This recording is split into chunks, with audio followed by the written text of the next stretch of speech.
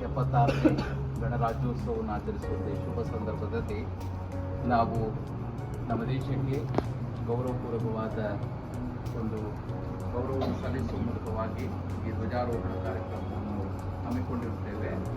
ಈಗ ನಮ್ಮ ಮಧ್ಯದಲ್ಲಿ ಅತಿಥಿಗಳಾಗಿ ಆಗಮಿಸಿರುವಂಥ ರೆವರೆಂಡ್ ಸಾಗರ್ ಸುಂದರ್ ರಾಜ ಅಯ್ಯನವರು ಈ ಧ್ವಜಾರೋಹಣ ಕಾರ್ಯಕ್ರಮವನ್ನು ನಡೆಸಿಕೊಡ್ಬೇಕಾಗಿ ನಾನು ಅವರನ್ನು ಪ್ರೀತಿಗೆ ಕೇಳ್ತೇನೆ.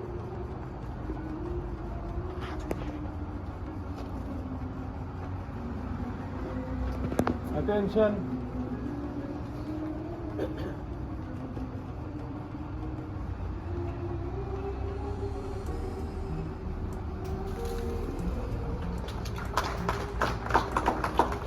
Salute.